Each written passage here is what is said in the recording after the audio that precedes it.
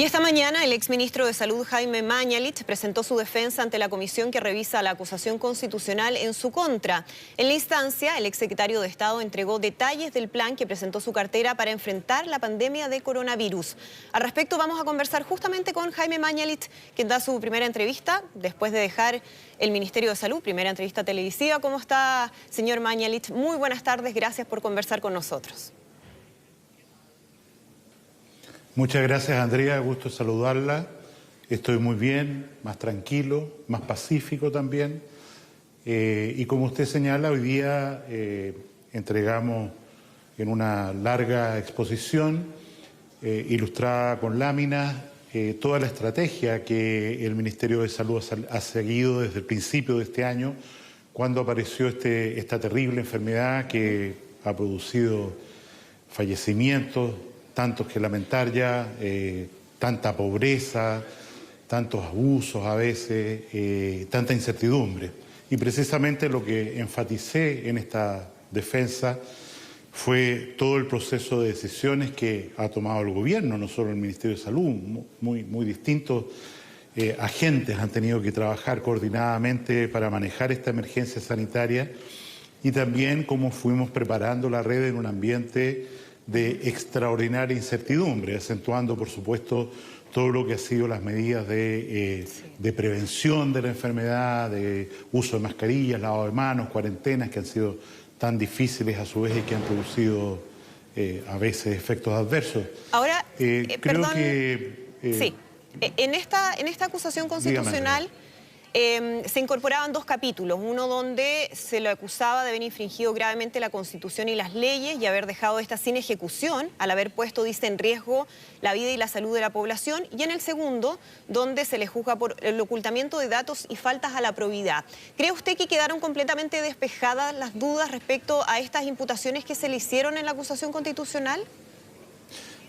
En mi opinión, parcial, por supuesto, yo creo que sí.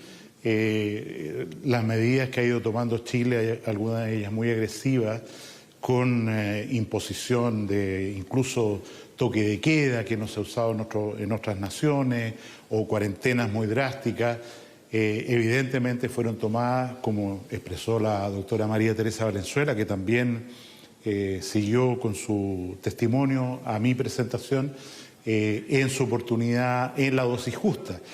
Hay ejemplos de otros países, perdón que lo mencione, nuestro querido vecino país, Argentina, donde tomaron muy precozmente medidas que algunos han reclamado acá, de cuarentenas totales, y que en definitiva, en el caso argentino, resultaron efectivos y tienen hoy día, ¿no es cierto?, que no tienen ya posibilidad de usar ese instrumento tan duro y un brote de epidemia realmente muy complicado. Respecto a lo segundo, a lo que usted se refiere de la calidad de los datos, me parece importante reiterar que los datos que disponíamos fueron los mejores que disponíamos en cada momento.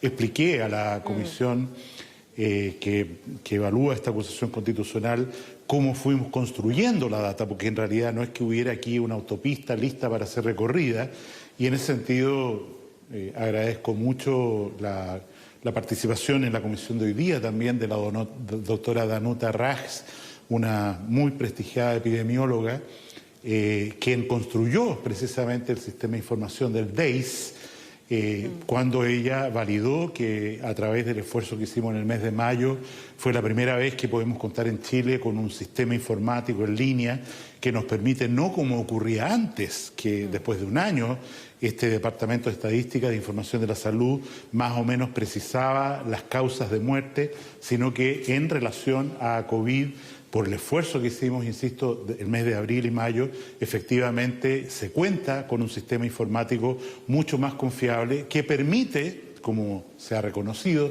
internacionalmente, que hoy día no tengamos diferencias en la calidad y en la velocidad de información respecto a los fallecidos atribuibles, ya sea por o con COVID en nuestro país. Ahora, en ese números punto, que afortunadamente van a la baja y que esperamos que siga así. Sí, respecto al tema de los datos, usted apuntaba al programa EpiVigila, Dijo usted hoy día durante su defensa que la brújula que nosotros usábamos tenía dificultades enormes.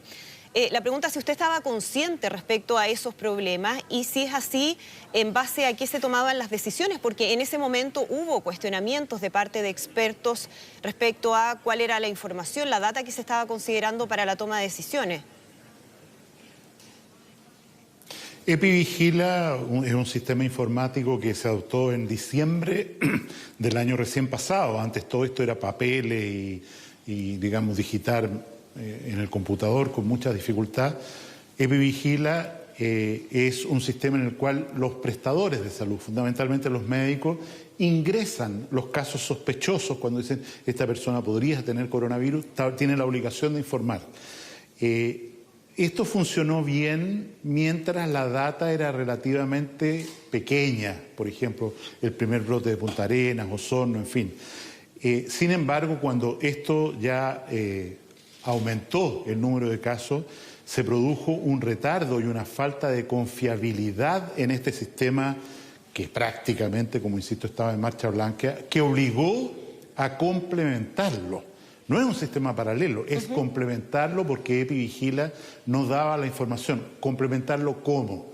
Lo primero que hicimos, muy importante, es que pedimos la base de datos de información a los laboratorios. O sea, podría ocurrir, ¿no es cierto?, que una persona se hace el examen de COVID, incluso resulta positivo, no está en la plataforma informática del Ministerio, nosotros no tenemos cómo saber desde el Ministerio de esa persona, entonces logramos implementar en todos los laboratorios que hacen PCR hoy día en Chile, son casi 150, que informaran diariamente, y es así como se informa hoy día, no es solo a través de EpiVigila, sino con este complemento que se introdujo a partir de abril para que todas aquellas personas que no habían estado subidas al sistema informático estuvieran también incluidas en la data, lo que significó, por supuesto, un salto en los números de casos que teníamos cuando se reportaron o se corrigieron en su momento. Y lo mismo respecto a los fallecidos.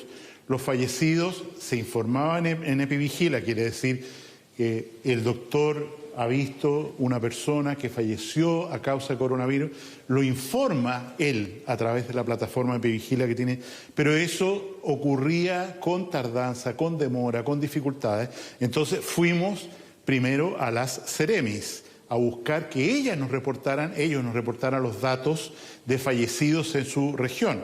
Y cuando eso ya fue mucho, empezamos a montar este sistema al cual hacía alusión, que ya está funcionando desde el mes de mayo, que permite directamente, algo que no ocurría antes, directamente desde las inscripciones del registro civil, cargar el sistema de fallecidos en EpiVigila, lo que obligó a las correcciones de los números, buscando, ¿no es cierto?, con obsesión, voy a decir, dónde está la gente, dónde están los enfermos, quién se está quedando afuera, qué datos de defunción no tenemos, de manera tal de ir tomando las mejores decisiones en la oportunidad que correspondiera y no con una información parcial como es la que entregaba el sistema EpiVigila. Claro, el manejo de los datos ha sido uno de los puntos que más se ha presentado como cuestionamiento en esto, señor Mañalich, y a esto se suma además el informe que emitió hace algunos días el Ministerio Público a la Corte Suprema, donde se señala, textual, que el ministro Mañalich y su jefa de gabinete, Itziar Linassoro,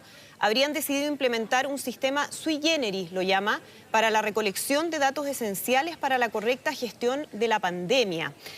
Dice además que este sistema de recolección de datos no solo era improvisado y distinto del diseñado bajo parámetros técnicos por el Departamento de Epidemiología del MinSal, sino que además manejaba información incompleta. ¿Cuál es su respuesta a lo que establece el Ministerio Público en ese informe? Yo creo que sí. En esta solicitud de datos o la justificación de solicitud de datos al Ministerio de Salud, como usted dice, se vierte esta información que evidentemente forma parte de una investigación desformalizada, todavía no formalizada del Ministerio Público. ¿Qué es lo que quiero señalar? Aquí no había un sistema que funcionara, que diera capacidad para manejar esta terrible pandemia que enfrenta nuestro país. y por lo tanto hubo que complementar la información. Este no es un sistema paralelo. Si usted piensa en dos líneas férreas, no es que esta línea férrea, la línea de acá, siguiera hasta el infinito. No estaba. Y por lo tanto hubo que complementarla, como digo, con información adicional obtenida de la Seremi, lo que nos llevó a corregir datos hacia arriba, también con datos de fallecidos hacia arriba, producto de que esta plataforma, que estaba en marcha blanca, fue entregada recién el año, insisto, diciembre del año 2019, y es evidente que es una plataforma insuficiente. Nadie podía anticipar que íbamos a tener una pandemia como la que estamos enfrentando, pero es una plataforma, digamos, minúscula, pequeña, para las dificultades que enfrenta la necesidad de información de el manejo de la pandemia. Y por eso vuelvo a valorar lo que señalaba hoy día la doctora Raj, que es que recién en mayo, gracias a los esfuerzos que hicimos desde el Ministerio, pudimos contar con una interfase todos los días con los inscritos del registro civil, con los problemas que tiene el registro civil, que es que inscribe, ¿no es cierto?, con cierto retardo, y eso da cifras tan fluctuantes de fallecidos todos los días. Claro, el cuestionamiento que se hace en este sentido es que era distinto a lo que establecían los parámetros técnicos, y es lo que muchos expertos cuestionaron también. Por eso le insisto en ese punto, ¿no?, de quienes advertían que no se estaba tomando las decisiones en base a criterios técnicos, entendiendo las dificultades que habían en ese momento. Las decisiones, Andrea, las decisiones se tomaron siempre con la verdad, con los mejores elementos técnicos que teníamos y con un sistema informático basal que prometía manejar situaciones esporádicas, bien, un caso de sarampión que viene de Brasil, un caso de anta, en fin, pero que de ninguna manera tiene la dimensión o el poder hasta hoy de manejar la información propia de una pandemia como la que enfrentamos hoy con casi 500.000 de casos. Y en ese sentido, insisto, creo que es muy importante entender que aquí fue necesario, por la Subsecretaría de Salud Pública fundamentalmente, complementar esta información, porque si nos quedábamos solo con lo que estaba ahí, que entiendo, ¿no es cierto?, la persona que estaba a cargo lo quiere validar como una cosa importante, no, era un instrumento defectuoso que había que complementar con otros para tener información válida. Usted en su defensa esta mañana reconocía algunos errores. Me gustaría saber cuáles exactamente. Yo creo que la dinámica de empuje que necesitamos, digamos, de motores a reacción que tuvimos que imponer para lograr avanzar en la forma en que queríamos. Quiero decir, cómo logramos cuatruplicar la cantidad de unidades de tratamiento intensivo de los hospitales públicos del país.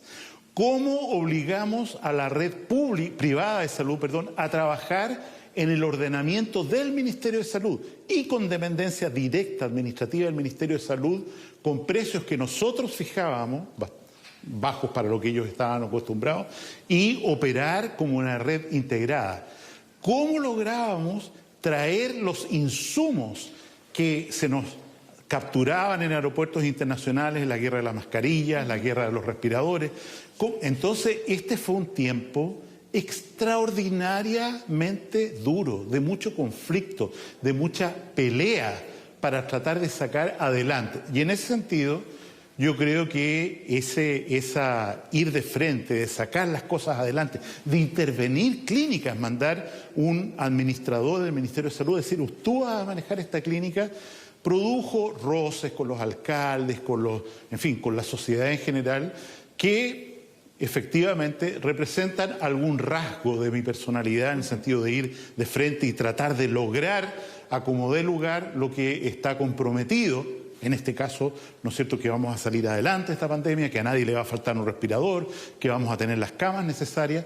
Y en ese sentido, esa vehemencia yo creo que se tradujo también en conflictos claramente innecesarios, mirados desde la perspectiva del tiempo, con alcaldes, con la prensa, con actores políticos. Usted reconoce errores en la forma, en algún aspecto, ¿no?, en la comunicación, no error en las decisiones que se tomaron.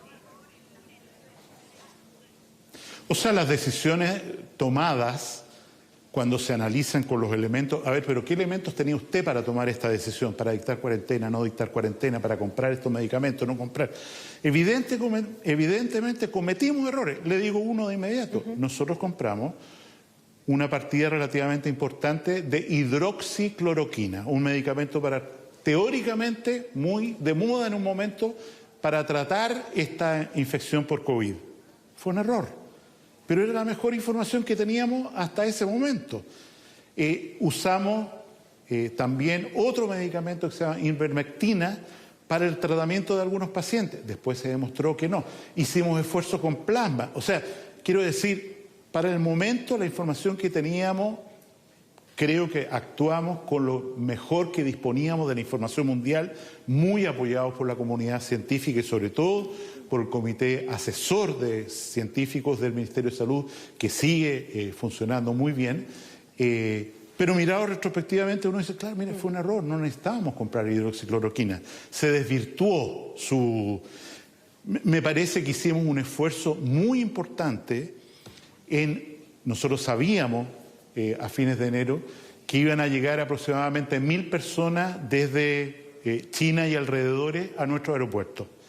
Los bloqueamos muy bien y por eso nosotros no tuvimos un brote de virus proveniente de China, como se acaba de publicar en el Instituto de Salud Pública. Pero creo que no actuamos con la misma fuerza para los chilenos que viajaron a Europa durante el verano y que desde Italia y Francia, donde hubo un retardo doloroso en hacer pública la magnitud del problema sanitario que tenían, yo creo que mirado retrospectivamente fuimos un poco laxos con las personas que llegaron de negocios, viajes, lo que fuera, desde Europa, específicamente España, Italia, Chile, y que produjeron el primer brote de enfermedad en nuestro país, que es un brote fundamentalmente de turismo, como ocurrió en Punta Arenas, ¿no es cierto?, con el brote de los cruceros. Y para puntualizar de esa compra de hidroxicloroquina, ¿qué tan grande fue y en base a qué información se tomó esa decisión de compra? ¿Eran recomendaciones de la OMS? ¿Fue de científicos nacionales? Desgraciadamente la OMS más bien iba reconociendo, por ejemplo, las cuarentenas o los cierres de frontera. Pero digo directamente las cuarentenas. La OMS reconoce en sus informes que muchos países han tomado la medida, pero todavía manifiesta dudas en los informes oficiales hasta hoy respecto a la magnitud de su utilidad. Por eso le pregunto en relación puntualmente a la hidroxicloroquina. La hidroxicloroquina, había información de científicos de Brasil y de Estados Unidos, CDC de Atlanta, que decía este medicamento parece producir beneficio y por eso nosotros, con la hidroxicloroquina afortunadamente es un medicamento muy barato y en ese sentido lo que gastamos o malgastamos en eso se está devolviendo y no va a haber una pérdida, o se estaba devolviendo, no estoy al día de la información, perdón, no va a haber una pérdida importante, pero son errores. Pero quiero señalar y enfatizar lo que me parece relevante. Uno tiene que tomar decisiones en incertidumbre. O sea, no puede esperar a tener toda la información porque va a llegar tarde. Y en ese contexto de incertidumbre, yo sostengo, y así lo dije en la mañana, que creo que el Ministerio de Salud o el Ministerio del Medio Ambiente o el Ministerio, el que fuera, todos los que actuamos, las Fuerzas Armadas, ¿no es cierto?, el Ministerio de Defensa, el Ministerio del Interior, los jefes de zona, tomamos las mejores decisiones con los elementos que teníamos en la mano y que revisábamos todos los días, y estas decisiones fueron siempre avaladas a posteriori, cuando no estaban indicadas por la Organización Mundial de la Salud o la Organización Panamericana, fueron avaladas por esas autoridades. Jaime Mañalich, muchísimas gracias por conversar con nosotros aquí en Mega Noticias. Que esté muy bien. Muchas gracias, doña Andrea. Esté bien. Buenas tardes.